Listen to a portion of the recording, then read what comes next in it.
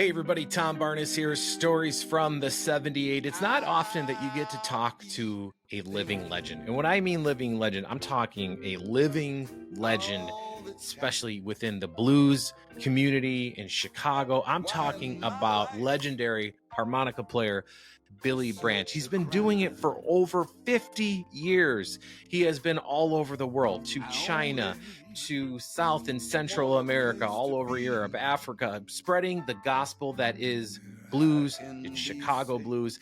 And he started off with Willie Dixon. And if you know anything about Chicago blues and history, Willie Dixon has the Willie Dixon Foundation. That is where the old Chess Records is on Michigan Avenue. The same Chess Records where the Rolling Stones wanted to come and play because of the Chicago blues scene. That's why this is a great story to tell. And my friend Billy has an album coming out the 21st of this month, and he joins me now for this story from the 78. Billy Branch, sir, how are you? I'm doing great. Thank you, Tom. Hey, congratulations on the album release that is happening this week. First one off of a new record company for you. Yes, this is the inaugural release for the newly launched Rosa's Lounge Records. That's pretty great. I imagine it's a huge honor to be the inaugural release of a record on a record company. No pressure, huh? Yeah, well, I've got history. You know, Rosa's Lounge is one of the now iconic Chicago blues spots. And I opened it up. I played the grand opening 42 years ago. Man. So I have a standing relationship with the owner, Tony Mangiulo, and he and his wife are the CEOs of the company. And my wife and I have a small percentage of the company as well. Well, I can't think of a better fit, and it makes sense. You know what I mean? Some things just make sense in the world. That seems like it makes sense for everybody involved, no? Right. You mentioned... Oh, go ahead. No, I was going to say, and what's unique about this, Tom, is that as an artist, I have a say-so in the decision-making process on most of the levels. And that's refreshing. It's unique. As a rule, that doesn't happen. And so they have created a model to make it user-friendly to artists, and to make sure that the artist is being treated fairly and equitably. Which is something that the record industry has slowly, I think almost forcefully, had to have changed over the last probably your entire career. I imagine your first record, much different on the terms for this record, right? Yeah, because my very first record that I appeared on an album, I never received one penny. Man. But you're young, you chalk it up to, it was just when your name hasn't appeared on a record before, you're excited just for that to happen. So I don't bear any ill feelings about that. Well, good for you. That makes you, probably a better person than some in the world, as far as not holding a grudge, Yeah. I always say, I don't hold a grudge. I just don't forget some, I just don't forget. Right. But we're talking about the new album, The Blues Is My Biography. And it is truly that. In the writing process, I was reading some of the liner notes of the different songs, but there's a lot of different sounds. And I imagine it's exciting for you to explore those different sounds as you've been doing this for the better part of 50 years. Yes. And that's an incredible time to do anything in life. And to be able to be where you are now, to make an album the way you want to. Just walk us through a little bit of, the types of sounds that people might hear that might surprise them a little bit coming from a Billy Branch album. Well, this as we've been advertising as of late, this is probably my most personal project the blues, app title, The Blues Is My Biography. Mhm. Not to suggest that every song has a personal biographical reference, but this album, as you mentioned, it displays an array of musical styles and settings that I've actually been playing all my life. But this is the one project to put it in one, to compartmentalize it in one product. So we have, for example, um, the opening cut, "Hole in Your Soul," with uh, my very good friend, the legendary Bobby Rush, Yeah, which is, it's a blues, it's an upbeat blues, and you know, kind of on the fringe R&B. But then we do have R&B when I did Lou Rawls's Dead End Street. We have reggae with the Ballad of the Million Men. love We it. have How You Living, which I guess could be aptly described as a hip hop blues, if you know. Yeah, well, hey, it's your album. You get to say whatever you want. So uh, I'm really, um, I'm really more than satisfied with the way it came out. Um, my musicians, the Sons of Blues, did a phenomenal job. I worked with my producer Larry Batiste, who's Hmm. based out of Oakland, who's worked with some of the top musicians in the world: Santana, Stevie Wonder, so many people. Well, so have And you. yeah, well, now me, yeah. But he just did a wonderful job because, and he and I struck up. We just met at the the BMAs, the Blues Music Awards, just a couple of Hmm. years ago, and I had been trying to get this album produced, and I met him. We struck up a conversation, and before we know it, there we were. I flew to Oakland about 4 or 5 times. He flew here to Chicago, and of the 11 tracks, 4 were recorded in Oakland with his crew, and then 7 with my band, the Sons of Blues, here in Chicago. And that Sons of Blues band, 15 albums you guys have recorded. Yeah, That's a lot. thereabouts. Yeah. Yeah. Yeah, the Sons of Blues originally was formed in 1977. And our very first gig, very first time getting paid, was at the Berlin Jazz Festival. And the members at that time, except for myself, were all the sons of famous blues musicians. So Interesting. this was at the Berlin Jazz Festival. We were accompanied with Willie Dixon, who I was his harmonica player for 6 years. So we had Man, the oh son man. of That's some Willie blues Dixon. royalty all in one there. Yeah, we had Willie Dixon's son, Freddie, on the bass. Had Carrie Bell's son, on guitar, and the drummer was the son of Garland Whiteside. I mean, the son of Clifton James. His name was Garland Whiteside. Clifton James was Bo Diddley's original drummer and Wow. Willie Dixon's current drummer at the time. So everyone except for me was the son of a famous blues musician, but I came up with the name. Well, And that matters for sure. and over the years, the personnel has changed, but I always kept a really tight, top quality rhythm section. And matter of fact, with this lineup, my current lineup is Giles Corey on guitar, uh, Sumito Ariyoshi on piano, Hmm. Hmm. Ari Cedar on bass, Deontay Skinner on drums. We were voted in the Chicago Reader, which is, the go-to guide for entertainment and various articles, Absolutely. the number one blues band in Chicago for the last 2 consecutive years.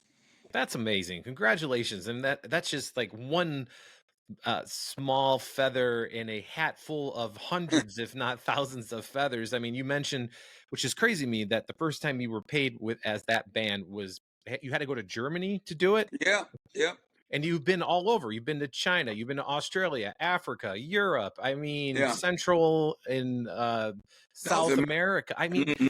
you have like carried this torch, if you will. Very Chicago of you, by the way, to carry Mhm. this torch of the Chicago blues and be an ambassador of Chicago blues to the rest of the world. And I just wanted to ask, like, why is that so important to you? You mentioned Willie Dixon, which obviously if people know their blues, they know Willie Dixon and his connection to like Chess Records and the Willie Dixon foundation down there now. But why is it so important for Well, you?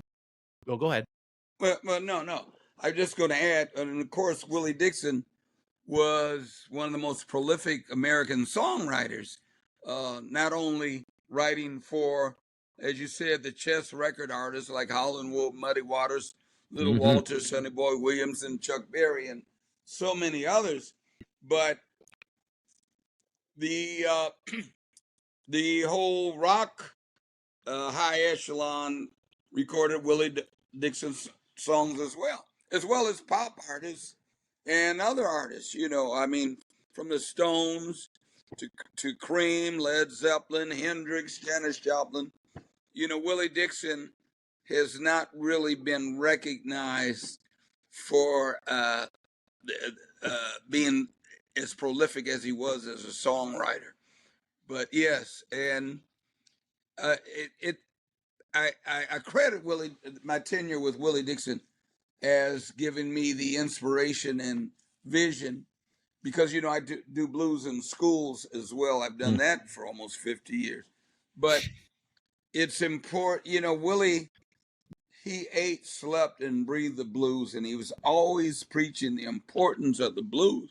The blues are the roots. All the rest of America's music is the fruits, which is true, which a lot of people are really not aware of. Which That is crazy that they don't all of know that. America's music, including country, came out of the blues. Absolutely. And so, in that regard, it's very important. I've always felt a drive to. I always felt that more people should be aware of the blues because even me, when I first heard the blues, I know the exact date You because an do. article was written in the Chicago Sun-Times by Jeff Johnson, who was then the blues writer. And basically, the article was, "This is the first day Billy Branch heard the blues." That was August 30th, 1969. Oh, man. And that was a festival that Willie Dixon put on, which he produced it with Murphy Dunn, who was the son of the elder Mayor Daley's political ally, George Dunn. Mm, And I think this was an effort to kind of erase the blemish of the 68 Democratic Convention yeah. in Chicago, which you probably have heard about, when the elder Daley had issued the order for the cops shoot to kill. And Yeah. it was just Landmark. terrible. Yeah. Yeah. So 69, Murphy Dunn approached Willie Dixon, and Willie Dixon assembled all these musicians and provided the backup band. So the first day I ever heard the blues, Muddy Waters, Mm. Buddy Guy, Junior Wells, Sleepy John Estes, Big Mama Thornton, Bo Diddley, Homesick James, Jimmy Dawkins, Coco Taylor. It was like 40 legendary names. Wait, and Big Mama Thornton, correct me if I'm wrong. Did she write You Ain't Nothing But a Hound Dog? She didn't write it, Or she but she recorded was before the Elvis? first one to record it. Yes. Yeah, yeah, And it's an incredible version. Yeah, yes. And this was the first day I heard the blues. And in my mind, as a 17-year-old teenager, I didn't like the blues. I didn't know anything about it. You didn't like But it. to show you what a profound effect 7 years later, I was Willie Dixon's harmonica player. That's unbelievable. Yeah, And you first found the harmonica. You mentioned you didn't like blues when you first heard right. it. So you were about 10 years old when I was reading about you a little bit and how Yeah, you bought it at Woolworths, yeah. your first harmonica. So what were you doing between 10 and 17? What were you playing? I was playing folk songs and Christmas carols and just making up stuff. But the interesting thing about it is what I went to this Woolworths five and dime store. What neighborhood? This was I was born here but grew up in L.A. This is in Los Okay. Angeles, All right. and walked into the Woolworths, saw this beautiful shiny harmonica, and had a box and it pulled apart like that. It was called a Valencia harmonica. It Mm-hmm. was a folk harmonica with the double reed, 2 tiers, and it was curved. I looked that up to make sure I remembered that right. I And appreciate it. I never heard anyone play one live or saw anyone, but a little voice told me I could play it. So I asked the clerk how much it was. He said $1. I happened to have $1. As soon as I put it in my mouth, I could play any folk melody or Christmas carol I could think of immediately. Wow, incredible. Must be nice to have that gift. Yeah. So I kept that harmonica with me Mm. until I returned back to my birthplace, Chicago, right before I entered my studies at University of Illinois. And at that time, the blues was everywhere on the south and west sides in the black neighborhoods. Mm-hmm. And then, gradually it moved to the more affluent neighborhoods where most of the clubs are now. But I just got there right under the wire to be able to learn from these great masters and be befriended. I played Coco Taylor and Junior Wells and Buddy Guy, and there was just hundreds of great artists there. And sadly, they're all gone. It is sad, but that's why it's great to talk about them. And even, I don't know, this is a little stretch for me here, but go with me if you would. Even in the movie that came out earlier this year, it was a horror movie, but Yo, The Sinners is the movie I'm talking yeah, about with Michael yeah, B. Jordan, and Buddy Guy is in that yeah, movie, and the Chicago Blues is all over that movie. yeah, And I feel like that elevated that movie to a place I never thought when I first heard about it, never even would even had an inkling of where it would go. And yeah, because of all that, I thought that movie was excellent because it gave props to what Chicago blues music really meant to people at that time and now. I agree. I'm of the mind lately that there is a resurgence in blues. You're seeing especially a lot of youngsters um, entering the fray, and a lot of young African American, Kingfish, of course, but you have Mm. people like Harold Davenport, D.K. Harrell.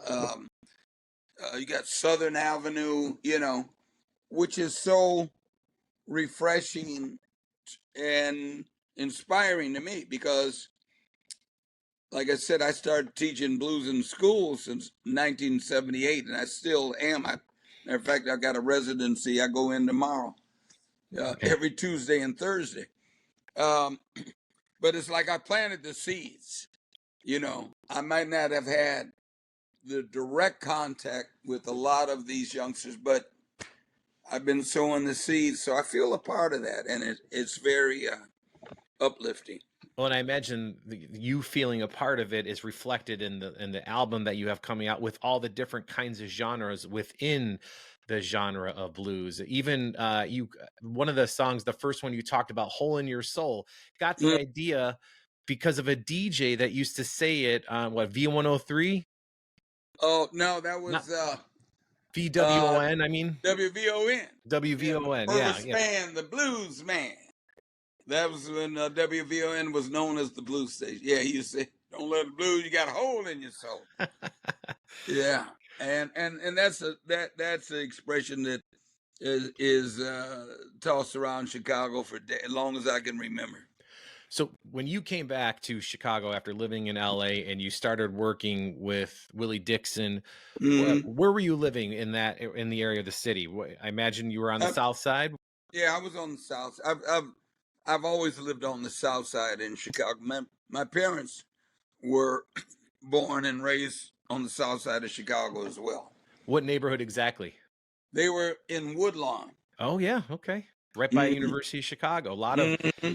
A lot Mm-hmm. of a lot of bars were right there on I think is that 57th Street that goes through like Hyde Park and Yeah. 63rd Street and Woodlawn. That's where they said there was just a lot of entertainment down 63rd Street and Woodlawn, where Yeah. Woodlawn Yes. and University of Chicago meet. Mm-hmm.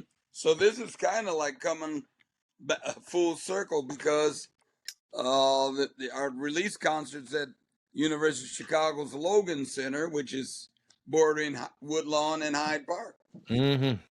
Mm-hmm. What was Chicago like back then? For folks who don't know, who are just maybe this is like their first, they're just picking up one of your albums or a Willie Dixon or Muddy Waters, or they saw Buddy Guy and Sinners, and they're Mm-hmm. reading about Chicago blues and that time period that you're speaking of, like in the Mm-hmm. 70s when it was just Oh, roaring, right? Like what was it like to be a part of it? What was Chicago like back then? it was just looking back. I mean, on any given night, you might see Coco Taylor walk in. You might see Magic Slim. I mean, a lot of times, Junior Wells, Buddy Guy, Magic Slim, Coco Taylor, Hound Dog Taylor, uh, James Cotton, Big Walter Horton, Carrie Bell, Good Rockin' Charles. You Mm. see these guys any night, 7 nights a week. And usually it was the cover charge would be about $1 or free. And, and the music was amazing. Because these are, like second generation blues guys, who migrated from the South. And um, I'm just feel so blessed to have had that opportunity to learn.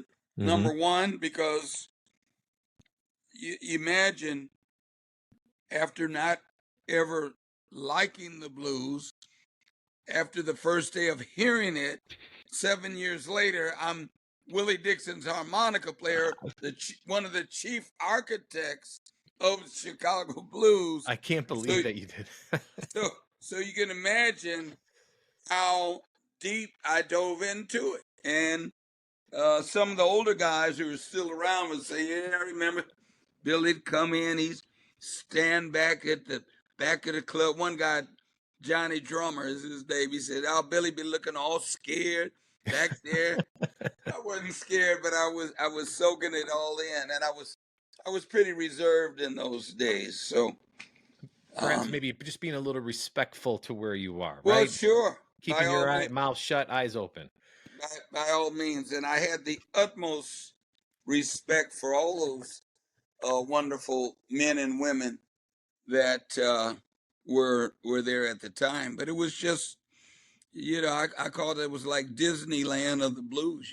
7 nights a week you could hear fantastic music, and as I listened to, I mean, there's a lot of players out now, but some of them are really good, but a lot of them they think they're playing the blues, but they ain't. I just got to say it like that. Well, that's fine. They just because I heard the real deal, and I learned from the real cats. Yeah. When you're talking about this time when all these artists 7 nights a week, what clubs are they playing at? I imagine that most of them are gone, but where were they, or what were they called? Oh, they were Teresa's Lounge, 48th in Indiana. Oh yeah. Buddy Guy's Checkerboard, which was on 43rd at the time.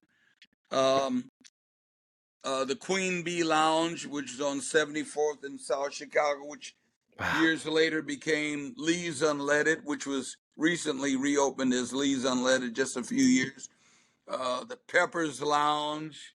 And then you just had neighborhood clubs dotted throughout the South and West Side Mm. that if you were in the know, you knew where to go, Uh-huh. Uh-huh. you know, uh, and you'd hear some of the most phenomenal music you could ever listen to.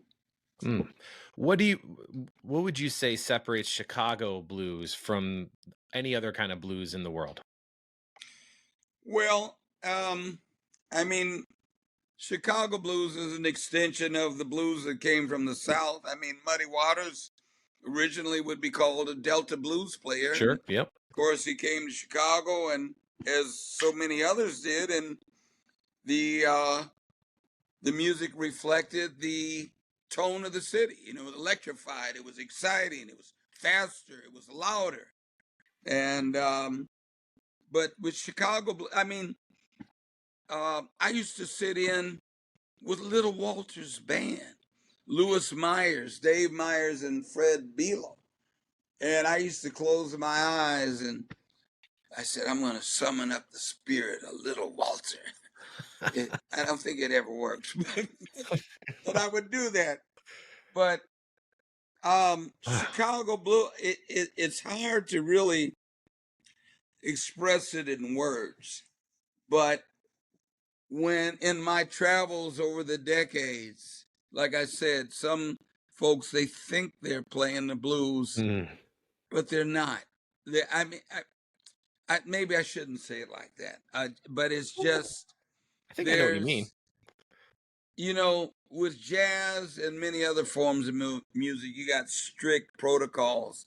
The blues is a little more blurry, but Hmm. yet there are strict protocols, but they're not written, and that's you only find that out after years and years of being immersed in that environment.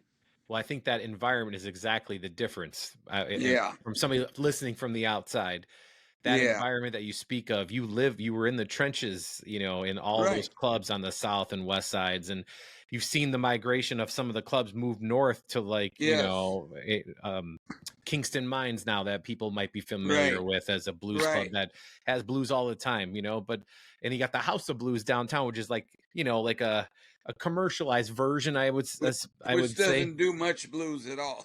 No, no, the irony, right? But they got the Yeah, idea. But either yeah. way, you mentioned the importance of Chicago blues, and we've been talking about blues this entire time, and it makes me think of like the Willie Dixon story of him welcoming him, and I can't remember who was with him, but Mhm, he was working at Chess Records, and they heard of this mhm, little band from England called the Rolling Stones, and the mhm. Rolling Stones wanted to come and they wanted to play at Chess Records. Right. And sure enough, the Rolling Stones come up and they're all, they're the Rolling Stones, and there's Willie Dixon, and I can't remember who else it was, but the story that I've was been told was that Willie Mhm, Dixon was in a shirt and tie, and he mhm. welcomes them and he's helping them bring up their luggage, and they're like, the Rolling Stones are freaking out because they're like, Yeah. well, that's Willie Dixon, we can't have him do this, and then Yeah, it's Willie Dixon in the booth and there's Rolling Stones are out there, and they yeah, start playing a song and then they don't remember the words because they don't want to screw it up because it's Willie Dixon. That's Chicago blues, right? yeah, That's Chicago, making the Rolling yeah, Stones quiver in their boots in yeah. Chicago and on the south side of the city. I just love that story. Whether or not Well, it's 100% true, I don't know, but it's still a great yeah, story. I've heard that in similar anecdotes like that. Well, okay, I do a lot of cross collaboration with the world music artists as well, Hmm. and just night before last at the Hideout in Chicago, I Yeah. played with um, Justin Adams and Mauro Durante, and they do a duo. Um, Mauro is the primarily Justin Adams is Robert Plant's still is guitarist for the last 20 years, Mm-hmm. and they do it when Mauro, plays the violin and the what do you call the drum? It's almost like a tambourine, but he's amazing the sounds he gets out of that. Hmm. And we did a an interview together. The cajon? It, hmm? A cajon? Not a cajon. Nah, It's cajon. like a tambourine, but it's uh, a drum. There's a shelf drum or something like that. Okay. Okay. Sure. Yeah, and but it's basically a big tambourine. But the way when you mic off the mic, it sounds like a bass drum on a trap drum set. It's Okay. amazing. But what they do is Mara, the primary vocalist, he sings in this dialect of from southern Italy, where he's from, and you hear it. Interesting. It sounds Mid-Eastern, and he says, "Well, look, we're right on the tip, right next to Northern Africa. We're right there, so you can hear that similar. And it's like trance music. And I came in without a rehearsal. It was wonderful. It was great. But they even said that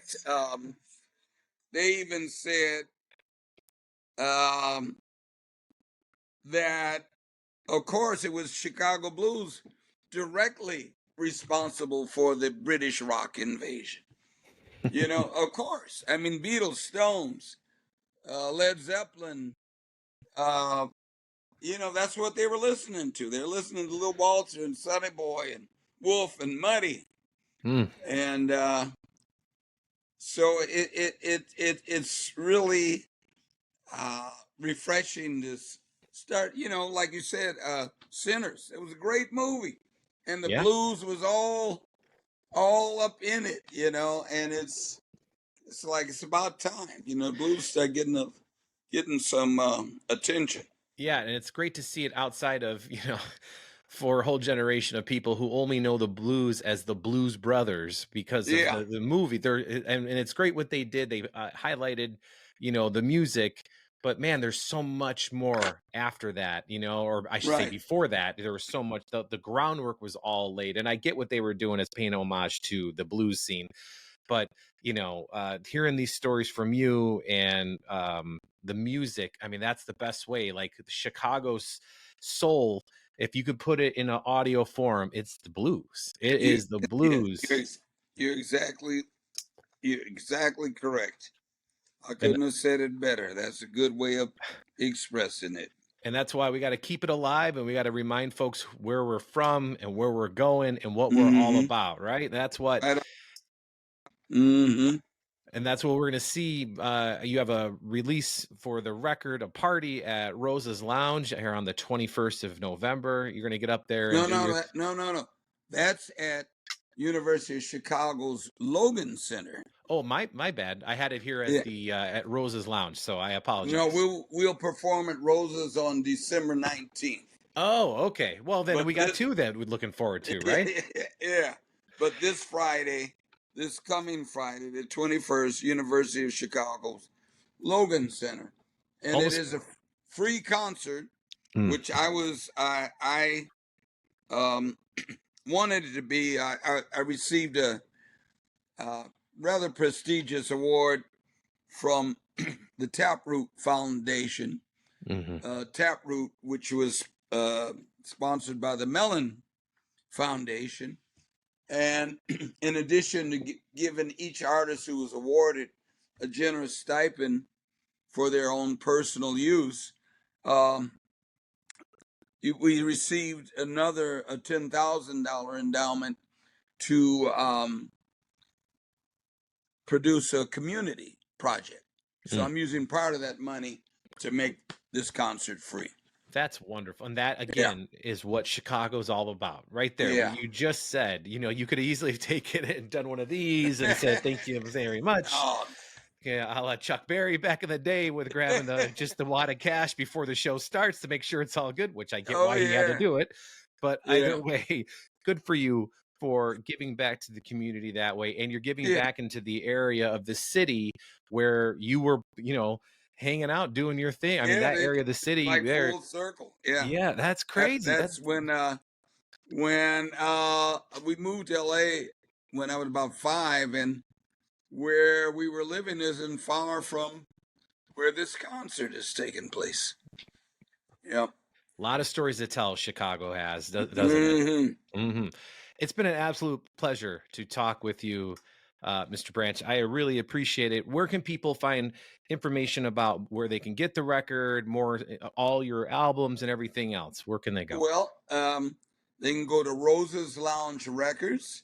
All of the streaming platforms, Spotify, Amazon Music, Apple Music. The Blues Is My Biography. You can either purchase a single or stream for free, and should be up. We don't have it up at my website, billybranch.com. That'll be up soon, but go to Rosa's Lounge Records. Fantastic. I believe. Yeah.